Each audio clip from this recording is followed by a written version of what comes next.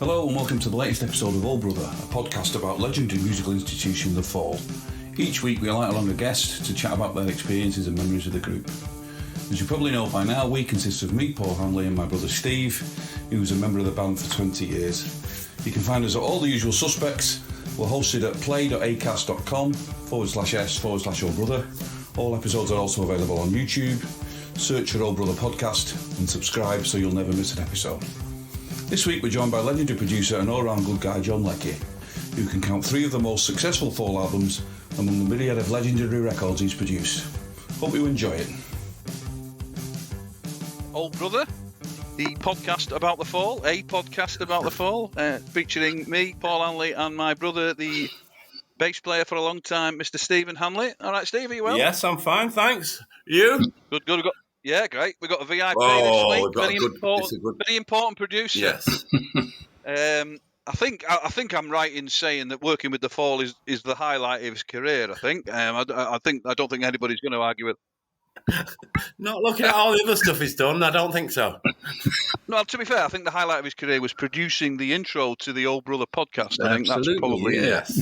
Yeah, so without further ado, Mr. John Leckie. Good afternoon, John. How are you? Good afternoon. Happy to be here. Yeah, have a good chat. Thanks for doing it. We've only really spoken probably in the studio, but even then we didn't really speak much because we just got on with it. We did. I mean, it was frowned on then. It's a never-ending source of frustration for me that I didn't sit down for 12 hours and grill you about your career before we met. But now's my chance. So, you started as a tape op at Abbey Road, is that right? Is that how you started off in music? That's right, yeah. How did you get that? How does one become a tape op at Abbey Road in 1970? It's interesting. Is that how you started in music? Because you probably know I'm not really a musician. I mean, I've never played in a band. I can bash out some chords on the guitar or the piano, but that's about it. I was never a musician. And funny enough, when I was growing up, none of my mates were musicians. You know, I didn't know anyone. I made a couple of guys at school, but I didn't know them that way. I didn't hang out with musicians. But right. I did go to lots of gigs, 3 times a week. So you had no aspirations to be in a band then? No, I always wanted to be down the front in the audience or up the back doing the sound check, getting the sound, because I used to go to gigs and notice how much, how the sound was always be different and everything. And you look in, and then I saw a recording studio and it looked like a spaceship. You know, it was all flashing lights and dark and, mysterious and lots of levers to pull and buttons to push. And it was just like a spaceship. So I thought, I want to work in a spaceship. Yeah. So how did you come to getting into a studio in the first place? So? In the first place, I wrote a letter. I went to college. I did a film and TV thing at college. I got A-levels at school, went to grammar school, got A-levels, got geography and physics, and didn't get maths. I just couldn't even get O-level maths. It just went in one ear and out the other. But somehow I liked the physics and I liked the geography and that stuff. But so it was no good going to university. So I don't know. I just went to a film and TV course at a college in Bromley, which is right on the other side of London. It used to take me about 2 hours every day to get there and get back on the train. But I did that. And I guess through that and all the end of the college course, all that was on offer was a BBC job. You know, I went for the interview and instantly got the job at the BBC. But again, it was more exams and all that kind of thing. And then I got a job in a little film company down in Soho in the West End. And then I thought, oh, fuck, what can I do? I must be able to do something. I know, I'll write to all the recording studios. One thing I missed out, actually, because at college, nothing to do with film and television, I did a thesis, my end of term thesis that everyone had to write, and you could choose a subject. So I chose electronic music. And so I wrote, I don't know how many words, I've still got it in a folder, and it's all handwritten with, fountain pen and ink. It's not even typed out, really, and all the drawings and stuff. But at the time, it's 1967, and so I used to go around record shops and take notes on the back of Stockhausen records and anything electronic music, weird Italian composers and things that did electronics. And the French and the Germans had what could you say, laboratories they were called, to like the Radiophonic Workshop, but it was more for composers. See, the Radiophonic Workshop was a service to BBC Radio and provided the film music, the music and stuff. Yeah. And they didn't actually do what you could say compositions that would be performed by an orchestra or performed in a concert hall kind of thing. Yeah. But the French and Germans and the Italians and the Greeks and everyone else in Europe was well into a concert being turning on a tape machine with an orchestra or people playing along to a tape machine, as bizarre as what the music was, being Stockhausen and Schoenberg and Pierre. And also the French had musique concrète, concrete music, where you cut up, tape and stuff. Yeah. Anyway, so I wrote this thesis on electronic music, and I also, because I was at the TV college, we had a TV studio tied with a drama studio. So we would do a drama production with the drama school, and it was actually Chekhov plays, which was what the drama students were studying. And we did 28 Chekhov plays, a different one every 2 weeks, and set 4 cameras up, professional proper cameras, and then took it in turns under supervision kind of thing to do a different job. So 1 week you'll be a cameraman, and then you'll be doing the sound, then you might be the director, you might be the vision mixer, director, you have to talk to the actors kind of thing. So it's a bit scary for a 17-year-old, Hell of an opportunity, though. It was great. I had a really good time, but there was a lot of chaos and a lot of happening, 1967, 68, LSD at weekends and things, and then struggling over to Bromley to go for 9 o'clock, getting up at 7 and going to and then you had to do tech college. So you also had to do what's called City and Guilds, which was electronics, and it's a telephone engineer. So you sat in a classroom with a load of telephone engineers and learnt the electronics and the line transmission. So I got all that and stuff. And I guess that's how I got the job at Abbey Road. But I suddenly dawned on me when I was working in this film, I know I'll write some letters to the to all the studios. And at that time, all the studios, there was only about 5 studios, which was EMI, Decca, Olympic, I think it's called IPC in Regent Street Way. I think that was it, really. I just wrote some letters, and Abbey Road EMI was the only one that replied, and they said, come for the interview, and I showed him my thesis, and they showed me round, and a month later phoned up and said, can you start on Monday, kind of thing. So that's how I got the job. What was so that would be just after Jeff Emerick left for Apple, then, wasn't it? Well, there was a lot of vacancies. That's right. Jeff Emerick left for Apple and Air Studios as well. No, I'm not quite certain. There was Jeff Emerick with Apple and Air Studios was happening. Yeah, of course, that was George Martin. That's right. And Dave Harris came from Abbey Road. All those big studios, they were people from Abbey Road, So there was vacancies, and it's funny because I tell you another story. Is Neil Richmond was the tape op who's everyone says, I got his job because he was sacked, and you know what he was sacked for? He late night session. He took his shoes off, so he just had his socks on. To do the session because it was like gone midnight kind of thing, and on this late session, so he just stopped running the tape and had his feet up on the chair but didn't have his shoes on, and all of a sudden the manager of the studio, whose name was Alan Stagg, who was a real military guy and real law and order and very strict, I never met him, he came in, saw this guy not wearing his shoes and instantly fired him. And said, right, you leave the session, leave the building right now and go home, kind of thing. Is this true? In the room where they recorded Sergeant Pepper, presumably. That's he got sacked for having his shoes on. They will have been doing Sergeant Pepper at the time. But to be fair, Mark has sacked a few drummers, though, didn't he, for taking your shoes off? You'd sack Carl for taking a shit, wouldn't you? While eating a sandwich. While eating a sandwich, yeah. So you worked. Is that true that you worked with all the Beatles individually at Abbey Road? Is that true?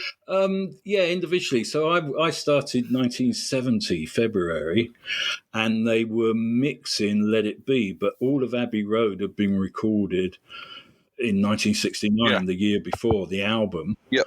And they'd gone, like John had just done in December, John had done Instant Karma. Paul was up in Scotland doing his stuff on his own. Ringo was making a record called Sentimental Journey, which is... Yeah, cover versions, aren't they? Yeah, pub songs, a picture of a pub on the front. Well, I even tape up some of that, you know. Did you? Yeah. Wow. Bloody hell. Well, you just sit at the back, really, and take notes kind of thing. I think they were overdubbing. I don't know. I can't remember much about it, really. And then also when Paul came, and then I also did a session that I had a really vague memory of. And this guy phoned me up who was writing a book about Paul McCartney, had all the dates and, you know, the recording sheets and the tape boxes, so it's all got my initials on kind of thing and the actual dates. And, you must have worked with Paul McCartney on March the 15th on this session because you've written the tape box out, you know, and you were there. Wow. And I don't remember much about it, actually. I remember John Kurlander, not much, been just Paul and Linda, and wondering where the band was, and listening back endlessly to the 4 tracks. I think he'd just come down from Scotland with what he'd recorded. Maybe I'm Amazed. On that first solo album, Maybe I'm Amazed and stuff. And was just playing back. But the funny thing was, I always remember standing up in Studio 2 and that you got the control room is upstairs. And so you look down on the big studio, if you remember. Yeah. And you see it. And Paul and Linda were there. And so the doors were closed and everything was done. Paul and Linda were down there. And Paul was making tea. He had a kettle and he was making tea. And he was waving at me. And I was like, what's he saying? And, you know, I'd only been there like a week and I couldn't work the speakers or anything. There was no one there. So I opened the door and said, what, you know, did you want something? He said, do you want a cup of tea? I'm like, yeah, of course. Yeah, thanks. Yeah, great. And sort of went back in. And then he called as I came down the stairs to get it, he said, it's orange pekoe. And I'm like, oh, orange pekoe. He said, why? Is that all right? And I'm going, yeah, I'll have it. So I took this orange pekoe tea, and it looked like tea, of course, and I thought it was going to look like orange juice. And so I drank it. I thought I was just really expecting it to taste like orange juice, and it didn't at all. It just tasted like tea. So it's funny, like, is he having me on? You know? Yeah. Different world. You only had English breakfast then, didn't you? Yeah. So I have to make sure that this whole discussion isn't just you saying something and me saying wow after it, because you know there's a lot of that. Because I've got a list here of people you worked with before the fall. Oh yeah, and they're all on there, aren't they? Sid Barrett, you worked with Sid Barrett. I tape up some sessions in the 70s, in the very early 1971, the second Barrett album. Right, that must have been a bit bizarre. He was on his way by then, wasn't he? I suppose so, yeah. Yeah. I suppose so. I didn't speak to him much. He didn't speak to me much, but he didn't speak to anyone much, you know. And it was difficult. My only memory is trying to get a song that was complete, you know, because when you write tape boxes, if the song's complete, then you usually write complete. And if it's a full start, you put FS, full start, which means they don't come in at the top. Right. And a BD is not a bass drum, it's a breakdown, which means they get to the second verse, and as they go into the second chorus, they fuck up and stop. Well, that's a breakdown, you see, it's not a full start. Yeah, because they kept everything at Abbey Road, is that right? They kept everything you recorded? Or was that, I mean, I've read that about the Beatles, so that was just them, or was that for everybody? They just kept everything? I think not necessarily, no. It depends on the producer and whether you would wipe tape. So if you're doing, even maybe with the Beatles, I'm not quite certain. I don't think when you see like when they've done, 64 takes of something or something, it doesn't mean 64 takes because there might have been, including all the full starts and breakdowns, you always give it a number because then it's reference, you see. Right, okay. Because you might do a great intro, drum fill and the band kicks in and go, wow, that's great. And then you never get it as good as that for whatever reason. Yes, so even a full start you can use and edit on, particularly a breakdown, I'm sure it's a little bit easier to do that kind of thing these days. Not kidding. Yeah. Would that have been your job then, with the bit of chalk and the razor blade, doing that kind of stuff? Yeah, eventually, pretty quickly, yeah. That's what you would do. I don't know how you had the bottle to do that. It must be a bit nerve-wracking. No, it's not really. You just don't think about it. So the big one I want to mention, which I know Steve is keen to talk about, Mott the Hoople. Mott the Hoople, yes, Mott. Yeah, Mott the Hoople. That's right. I actually recorded all the way from Memphis, on the piano. Wow! Oh, saying wow again. I remember him coming in, look, not early, like 11 or just before lunch kind of stuff, and bashing away at the piano, and someone got him a sandwich or something, and he was just like trying to work out the piano run. This is Ian Hunter. Yeah. And had the song, and by 4 o'clock we'd taken it and done it. We'd been set up for doing other stuff as well. But actually, we moved into 3, which is a smaller studio. So we started off in 2, and it was all a bit spacious. And as soon as we went into 3, he loved the piano. And, it was just a smaller room, Right. And I can't remember what else we did. Drive-In Sister, what else is on that record? Didn't do Honolulu Boogie. I think I did nearly everything apart from Honolulu Boogie. Wow. And never. I'm wowing again. Yeah. And Hymn for the Dudes is on it, isn't it? And I think so, yeah. Yeah. I had a good run actually, because I did Mott the Hoople and I did Wizard as well. I did a whole album, like a week with Roy Wood and Wizard and this jazz thing. And at the end of the record, and a lot of it there wasn't singing, it was kind of instrumental kind of stuff and jazz arrangements. And at the end, we played it on the speakers and re-recorded it playing on the speakers as if it was in a nightclub. So we got a load of glasses and knives and forks and plates and rattled them around while the music was playing and used that as the album, And you know what? It never came out. Oh, I've never not a big market for a Wizard jazz album, I wouldn't have thought. Well, they were great, with the horn section, and Roy Wood plays all that, and the cello, right. Yeah, well, that was it. He started that electric light orchestra thing, didn't he? That was him originally. And he doesn't really. You didn't get points on "I Wish It Could Be Christmas Every Day," did you? I wish I could. Be Christmas. See My Baby Jive. Steve Lillywhite did that as an engineer. See My Baby Jive. I think he recorded that and mixed it, but he never produced it. But he was the engineer and all that. And then Ballpark Incident, Alan Parsons. That is a great song. Oh yeah, it was terrifying that, because they did that in 2, right when Alan Parsons was doing Dark Side of the Moon, Yeah. So Alan really knew the room, and what was going on. Yeah, of course. And he just churned out all these, Make Me Smile, Come Up and See Me. That group Pilot, he did a lot of stuff with. All that 73, 1974.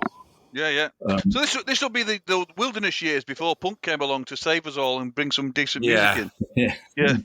What a load of balls. It's funny that about the 70s, isn't it? Yeah, punk came along because everything was boring, but the amount of music that came out just a couple of years before.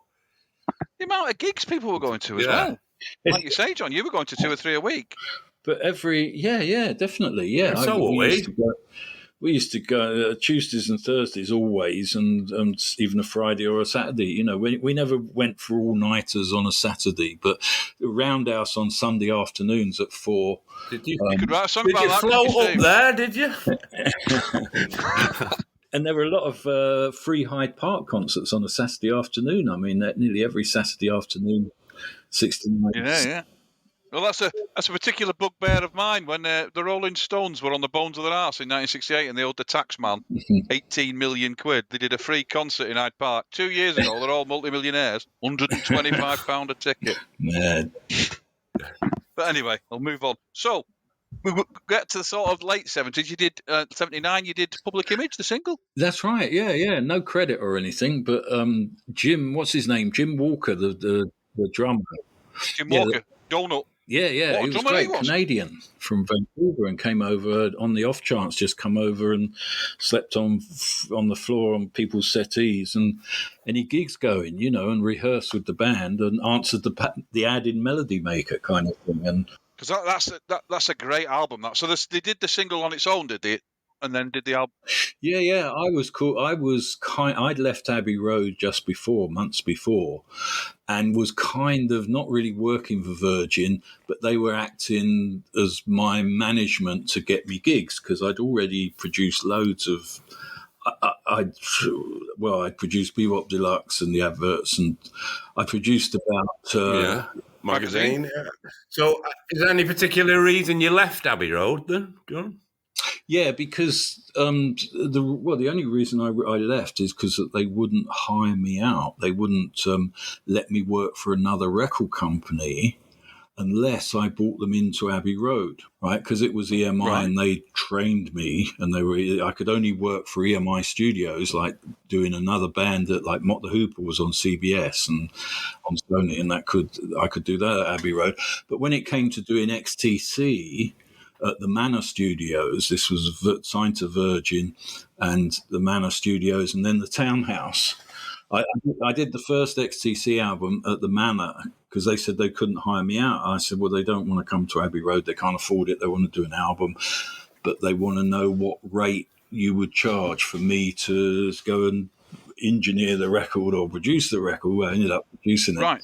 So you'd have just been on EMI wages no matter how much they charged? Absolutely, yeah. They could charge £1,000 a day and I'd just get me wages, kind of thing. Wow. That's the way it would have worked, and that's the way it did work for a lot of people, It worked a lot for George Martin a long time for that, didn't it? Yeah. But anyway, it got to the stage where they said no, and almost and it was mad because the week I left Abbey Road, I had 3 albums in the charts in the top 20. I had Bebop Deluxe, XTC, and the adverts. I think were the 3 albums, and the adverts was a top 20 single. No Time to Be 21. No Time to Be 21. It was called. Ah, right, okay. And so anyway, I was trained by them, and reached, and was providing independent, not all EMI, bringing in other companies to work at the studio, and doing top 20 albums, top 20 singles. And they said, "Oh, sorry, you have to, come back in a year's time. We can't find a position for you." So of course, the obvious thing was to leave and just be freelance, and trying to get a manager or someone to deal with all that, because you fucking work every day. I mean, there's no time for anything. There's no social life. You never watch a film. You never sit down and watch telly because you're always in the studio or you're sleeping. I mean, it's like that really. Non-stop from one project to the other. When I look at, I hadn't got diaries for some of those times, but when I look at like what I did, it was just full on every 7 days a week and going all over the place with all different things. So you were at the beck and call of some of the band there, so if they want to be in there at 3 a.m, you've got to be there, haven't you, I suppose? Yeah. So speaking of bands that want to be there at 3 a.m, so you were freelance by the 80s then, were you, and just working for people who wanted to hire you? That's right. Yeah. From when I left Abbey Road, so all through then and until I met you, I suppose. Yeah, and still was. I never really got a manager until 1985, 86. So till you finish working with the Fall, right? I need a manager now. It was a bit like that. Yeah. So how did you come onto the Fall's radar, or how did they come onto yours? Was that Beggars Banquet that got you? Was it Beggars Banquet? I think it was Terry Hollingsworth was the A&R guy, and he sent me a cassette, a tape of some demos. I can't remember what it was. It was probably a Peel session. Right. Something. Okay. And I phoned him up and said, send me some more stuff. And he sent me the video for what's it called? Perverted by Language. Oh, That's right. Right. He said, sent me a cassette and the if you can get VHS the video. you've got the job. Yeah, it's a whole video, isn't it? Yeah, it is. Yeah. It's great. Eat yourself fitter and all that. Yeah. not the biggest budget of videos, but No, it's not exactly two I've still tribes. got Is it it? on VHS, yeah. Anyway, he sent me that and I said, yeah, I'll do it. When do you want to do it? When do you want to, come in? I can't remember it being an album. Maybe it was... No, I think we did. Did we do Old Brother first? we did. Speaking of... Didn't we do Old Brother and Creep first? I think so, yeah. Separately. Yes. From But was it the same studio? Because we did them two singles and then we did The Wonderful and Frightening World of, didn't we? Were they at the same place? I think it was. It was all at... Focus, was it? Focus, yeah, which was in South London somewhere. And it was suggested or demanded by Beggar's Banquet by Terry Hollingsworth, because I don't know if they were getting a deal or I don't know what, you're going to do it there, that studio, is that okay? And I always liked the challenge of working at different studios. Since I'd left Abbey Road, I just wanted to work. I always liked the challenge of going into any studio, even with a mixer that you'd never seen before, and making a record. It was much more exciting. And so you had no say in that whatsoever then? if I'd objected, I'm sure, right. I could have objected, but I had no objection, really. I think I went to see the studio and it was quite big and it was wood and, I think it was upstairs, the control room upstairs, and it was quite a lot of space there, I remember, because you had the two drummers, Because we needed it, didn't we? Because with the two drummers and everything, yeah. Because we were kind of on a bit of an upward trajectory studio-wise, because we'd done stuff at Cargo, which was in Rochdale, that was like 16 track. And then we went to Pluto in Manchester, which we did, that was the first 24 track we used, I think. And that was where we did Perverted by Language. So that was just, it was just before you, wasn't it? Yeah. Perverted by Language. Yeah. And then we went to London, because that was like, one of the best studios we've been in, I think, by then. Yeah. We weren't used to decent studios.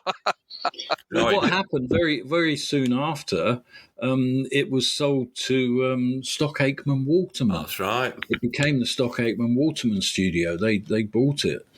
Right. And it was exclusively for them, so you couldn't use it. Right. I don't know what it's like now. I can't even remember the address. Yeah. Okay. Right. Great sound we got there. I mean, the sound was really good drum sound and everything. As people have heard, if they'd heard the intro to this, that's not me either. That's Carl, isn't it? I was on keyboards on Old Brother, as I recall.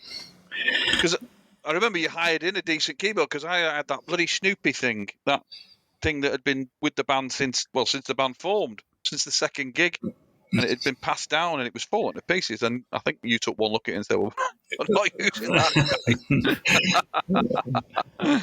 But I have really good memories of that session. It was really good. Although they all kind of blend into each other for me, the two singles and the album.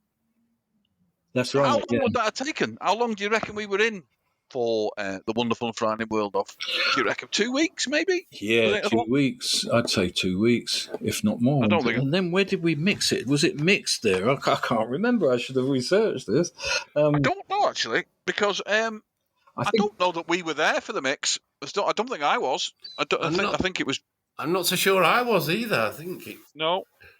I think it was just Mark and Briggs, was it? I think it could have been, yeah. We may have, I don't know if we went there or if we went to Blackwing, which was another studio near London Bridge. I have a memory of coming down for one night to listen to the drums. Mark asked me to come down. Oh, yeah. And it was one night, and which was kind of unprecedented. I don't know why he did it. I don't know if he was trying to curry favour or something, but I went down and stayed at the hotel and we listened to the drums for one night. And it was basically just to say, I don't think I had much say about how it turned out, but I think that was for The Wonderful and Frightening World of, I think. Okay. I don't think it was the same studio, though. I think it was somewhere else, so you might be right.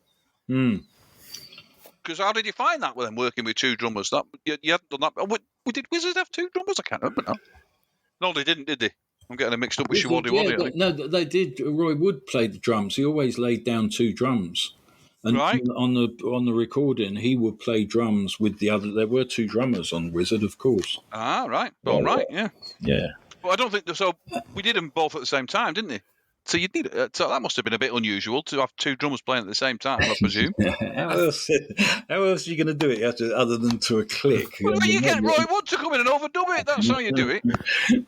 I think we did. It was pretty much all live, wasn't it? Oh yeah. I think so. I seem to remember there's a. I've got to say a sample. I mean, it wouldn't have been a sample. And Carl smashing a bottle on something at the beginning of Old Brother. Oh, I thought that was live. Yeah, it could be. Yeah. Edited in, yeah. But no, I'm sure it was all live. I always remembered Carl, is it the end of Lay of the Land or 2x4, where Carl plays the bass through the crate amp. He comes off. That's the end of the end of Lay of the Land. The end of the Land, yeah. The end of Lay of the Land when he plays. Finally, some decent bass. Yeah. But when he'd do that, and we did all that live, it was fantastic. When we played it live, that song, he'd do that. He'd get by the time he got off the kit, put the bass on. Found the plectrum, switched the amp on, the song was over. That's true. There's a lot of that, though. That's the only thing with two drummers. One of them playing keyboards, one playing bass. There's a lot of pissing about, isn't there? Get up, get back down, walk round there. Because we weren't exactly playing Wembley Stadium, so there wasn't a lot of room for manoeuvre. Pain in the arse. Well, it looked and sounded great as well. Yeah. It looked all right when we both sat down. It's just us shuffling about like it didn't look so great. But what can you do? So I'm trying to think what was on that. So there was Lay of the Land. That was the first one, and we did that sort of. You got a credit for vocals on that, John. We did that. Lay. Oh, yeah. That was the beginning, I think. Yeah. That was from Quatermass. I think it had been on the telly just before. There was a TV series about Quatermass, and there was this cult in it. I think. I see if memory serves. And then we had Dingy and didn't we? Gavin from the Virgin Prunes. He was good. I was gonna say we did quite a lot then, because we did the Wonderful and Frightening World of the Fall and that Call for Escape Route EP all at the same time, didn't we? Mm-hmm. I think.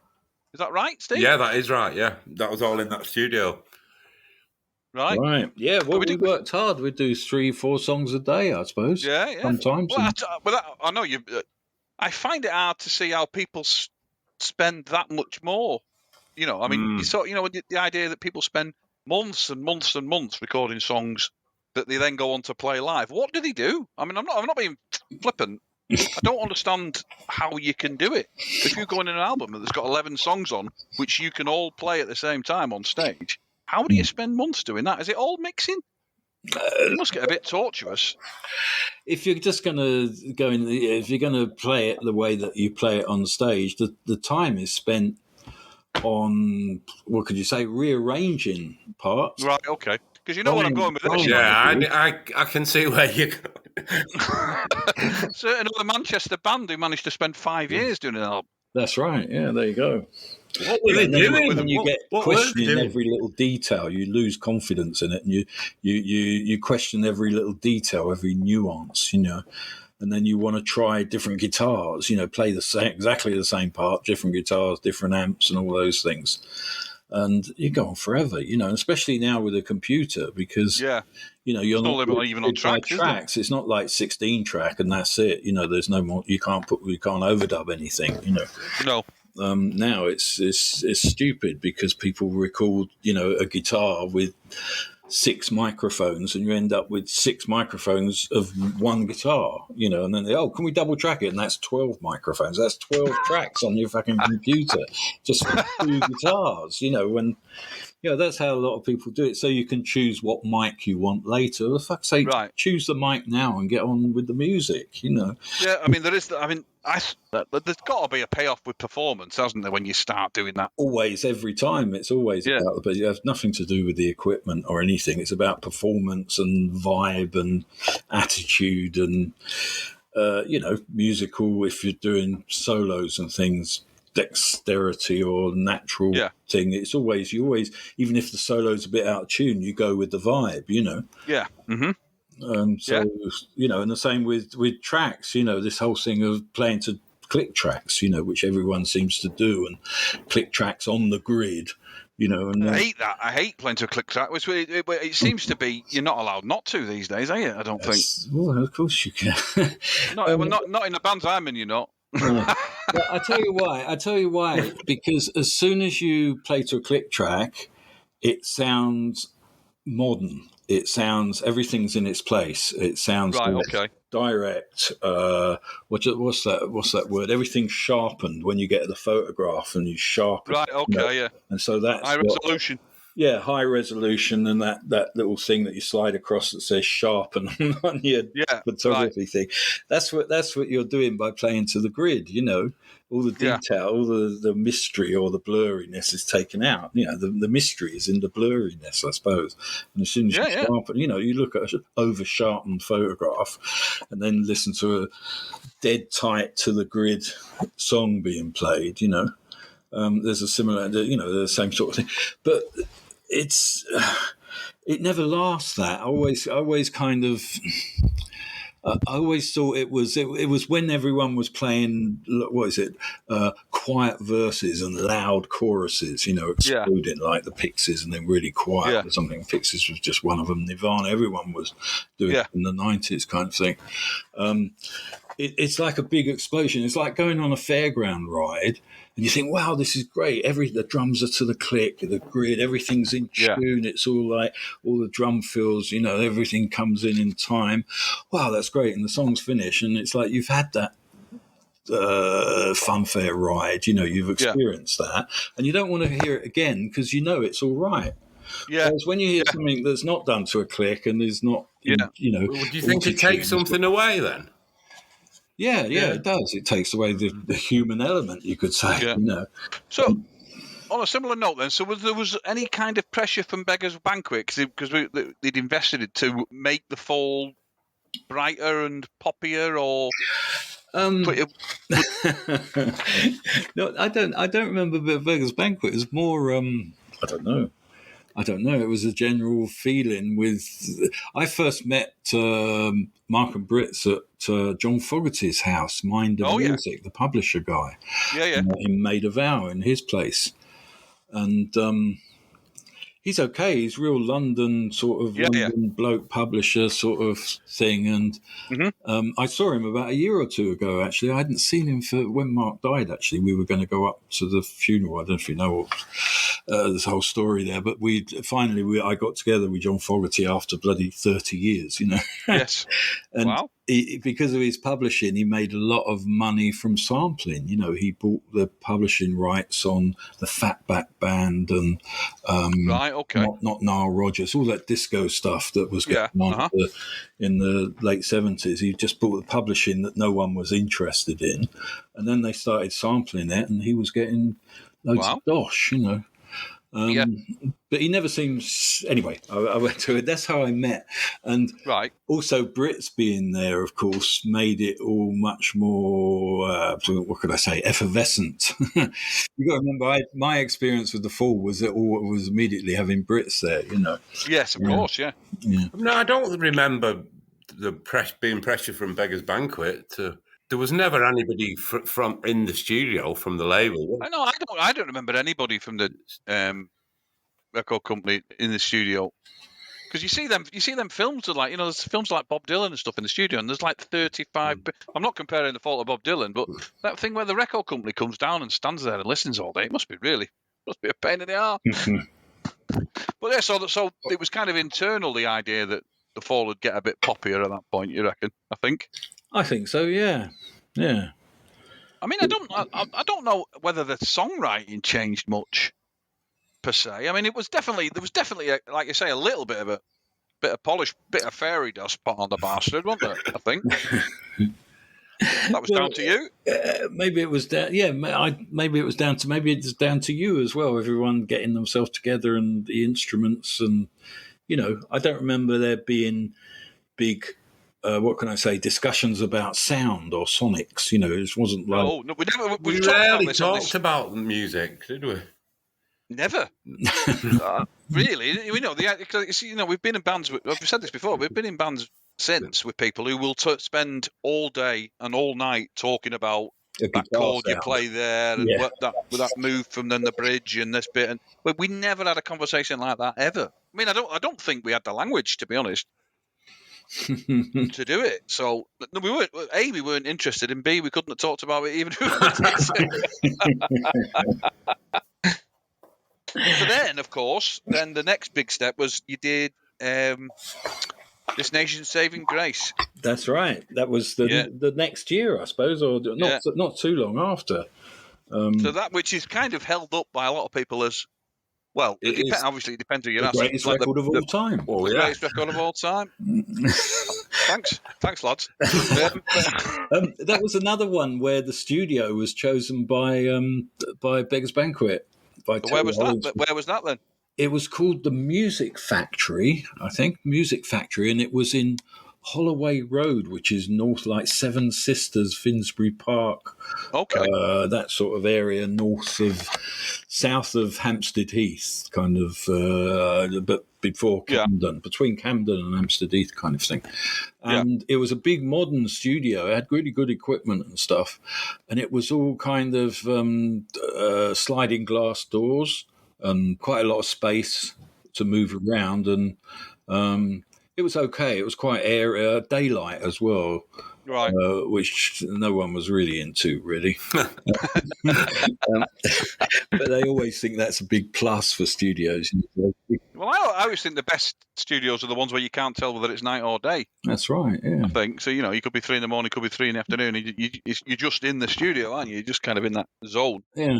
Well, the worst thing, and what's that studio up in Liverpool, Parr Street as well, and it's got these roof windows, roof lights. So there's also a motor museum. I think you can cut out the daylight. But they've got in Parr Street, they've got these skylights, and so it's always daylight. And it's like, have you got any curtains? Can't you get some curtains on that window and do it? And you'd end up getting a blanket or putting your coat over the window to just kind of quieten the sun down, Yeah, of course, yeah. Well, we don't want the sun shining on. Don't want daylight shining on the magic, do you? Let's face it. So what were your experiences of that then, Steve? Because you had been away and came back, didn't you, for... Yeah, it's a weird one for me, that, This Nation's Saving Grace. I'd only just come back into the band after like 6-7 months off. Right. So you did. So was it?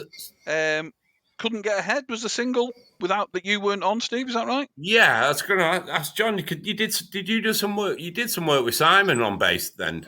That's right. And you never played on Cruiser's Creek. I didn't play on Cruiser's Creek. No. Okay, so because that was they did a lot of stuff in them months. Yeah, that's right. We went to that studio. I can't remember what it's called now. It's called The Chapel, I think, and it's in Hampton Bishop near Hereford. And it's actually the converted chapel with a house next door. And again, Beggars Banquet found it. I think for £200 you got the house with 6 bedrooms and a kitchen and everything. And a chapel next door where you could record, which was great. I mean, I did quite a few records there. I did XTC, Gene Loves Jezebel. I did an album with them there. Yeah, there you go. It was my home for that period. So they were on Beggars Banquet as well, weren't they? That's right. Yeah. And yeah, we did Couldn't Get Ahead and Rolling Danny. Yeah. Yeah. And Cruiser's Creek. And Vixen. Hang on, we Vixen, also apparently. did Britz's single. And you were working on the Adult Now. I was going to say, yeah, it was a quiet time. Incense and Peppermints, Mark would come in and go, okay, we're going to do Britz's song today. I'm going to the pub. And he'll go to the pub. And suited everybody. So the Fall were on that, were they? They were on Incense and Peppermints. That was... Yeah, it's Carl on drums. Yeah, definitely. Yeah, and Simon, I presume. And Simon, and he had Britz's mate, whose name was Phil, and he had a band called Khmer Rouge. It's Phil Schofield, not that one. Yeah, that's it. It was obviously Marsh's ex-partner, wasn't it? That's right. Well, the two of them were there. Yeah, he played great guitar across it. Do you hear that sustaining guitar and on Incense and Peppermints? I mean, we stuck to the original, really, and but it's similar arrangement, isn't it? but I'm quite proud of it. It's quite a good sound, for considering we just bashed it out literally, one afternoon, and then we had dinner. It really doesn't sound like it's bashed out. It sounds like they've spent weeks on it. Yeah, well, we didn't. It was literally bashed out in a few afternoons, and then after dinner we'd go back and do Cruisers Creek or something, I tell you what, there's no way we'd have been there to get away with that without being funny, was there? Doing your solo. There was never anyone asking you to do your solo album in the mornings, was there, Steve? When you were... One rule for one. Go for a pint with Mark Riley. You're in the sin bin for the week. And they did Rebellious Jukebox as well, didn't they? That's Searching it. for them now, yeah. B-sides and that's right. Well, but that's Carl singing at the start of Incense and Peppermints. Is it?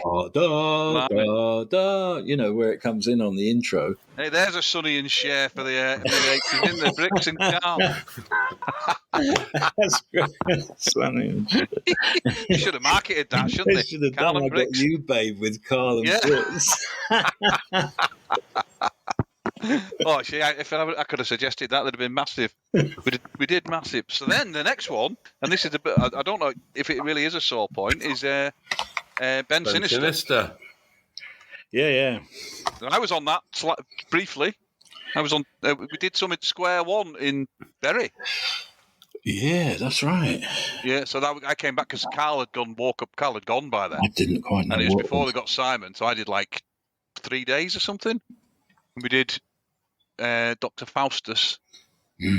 And Living Too Late. And didn't we do Living Too Late? Hot Aftershave Pop? Did A. Luciani? Did we not? Oh, not Aftershave Pop, yeah. Yeah. So then where was the rest of it done? I don't know, actually. I'm looking at it. I thought that was done in... Abbey Road, wasn't it? Well, Abbey Road, yeah, Mr. Pharmacist and British Grenadiers and Bournemouth Runner. Maybe Riddler as well, but Bournemouth Runner, British Grenadiers and Mr. Pharmacist were definitely done at Abbey Road. And there's no multi-track. I don't know if anyone, I kept telling people, and no one really understood it, because I had this thing that we were doing all these tracks. Yeah. Simon was putting stuff down. Mark was basically... Which Simon you talking? We've got two Simons then, didn't they? Oh, yeah. No, I mean Simon Rogers, is it? Yeah, Simon Rogers with his keyboards and different ideas and things would put stuff down. Some were good, some were, whatever. Yeah. And then invariably Mark would 1 minute say he likes it and then he doesn't, and then it would be taking it all off and this kind of thing. I don't know. I got to this stage where I thought, hang on, all Mark really wants to hear is what he hears on the first playback. So when you play as a band and you record it and you listen back and like I or the producer says, yeah, that's a good take, listen back to it. Mark listens back and to him that's a record finished. Yeah. There's no reason to mix it or tamper with it, kind of thing. Yes.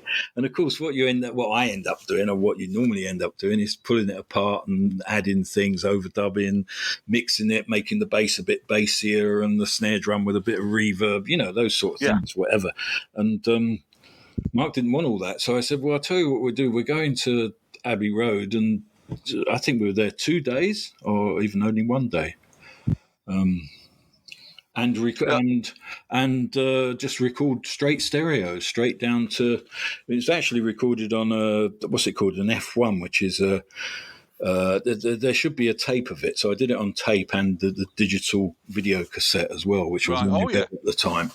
Sony Betamax was not Betamax. What's the other one? I can't remember. It was the 2000, was it? Cinema 2000 or something. It was. Yeah. Supposedly it had fantastic. It had fantastic fidelity, so it sounded exactly. There was no hiss on it or anything. That's right. Yeah, that was the future. I know that because the band I was in after the fall, we had a drum machine and we used one for the drums and a bloody video recorder. And then we supported the fall, and I think Simon tried to put it on fast forward halfway. So what I'm saying is that there's no multi-track of Mr. Pharmacist. So if someone wanted to find, the 24-track of Mr. Pharmacist, it doesn't exist. You can't. Really? Right. So it was just 2-track then. That was one, obviously not recorded. Yeah. Right. So. Yeah, 2-track. So that even that wasn't rough enough for Mark. He wanted it from the cassette. Is that true? That he wanted the album from the cassette? It might, but I don't think it's for the whole album. But yes, there were incidences because all these the 3 records I did, and most of the records I did at that time were mastered by a guy called Steve Angel at Utopia Studios. And what was great about his mastering room is he had big speakers, and he was a very smart guy. You know, always had a tie and looked really clean and everything. But he had a fish tank with these tropical fish in between the speakers, so you could stand there and just watch all these, big tropical fish tanks. He must have been deaf as a bleeding post, that fish. But he mastered all those records, and he was really great and did loads of stuff. And we made up the side, cut it and everything, because it was really disc cutting. It wasn't mastering. You had to, to cut an LP on vinyl, you have to play that side from start to finish, and then that's it. Then it's sent off to the factory kind of thing. So Mark would sit there while we did that, and then at the end object to it all. And it's like, Mark, and he's saying, well, I think you've changed the mixes around, and accused me of not using the same mixes. And the running order was different. And I'm like, no, the running order's the same. Look on the cassette as what we've got it here on the master, And he was just kind of, what Mark was like, he was questioning everything that I was doing. And he played the cassette of, I can't remember, there might have been 1 or 2 songs, I'm not quite certain. And said it sounded better than the actual tape that we were using to cut the record. And so I just said, oh, okay, just copy the cassette. So Steve Angel copied the cassette and edited it into our tape, because the master was whole of side 1, and then he copied and edited it in, and that was used, So it's interesting that, isn't it? Because you would think it'd stick out like a sore thumb. If you can't remember which tracks they were, you'd think you'd listen to them and go, bloody hell, listen to that. That's on a cassette, that. That's the magic of the Fall, you see. that's Any other band would stick them out. It's a little bit of magic, how it works. I don't know. So you weren't there for that, Steve, no? What's that? You weren't there for that session there, the cut? No. No, that would be like Monday morning, 10 o'clock, just me, Mark and Brits. Right. Okay. So that was the last thing you did with the Fall, was it? It was, yeah. And I'll tell you what was really odd, because, as I say, we did all these studios, which I'd never worked in, cheap. They were cheap. They weren't first division studios. And although we went to Abbey Road just for a day, I think, and recorded those 3 songs, as soon as I left, someone else was producing them. I think it was Craig Leon, and they were at Abbey Road, and the whole band were recording. And Brits was doing an Adult Net solo album with a budget at Abbey Road, So Craig Leon did the Friends experiment, John. Is that right? Yeah. And what was on that then? So that was done at a really posh studio. Oh, that was done at Abbey Road, was it? Yeah. Partly, and partly a studio in Manchester. Which one?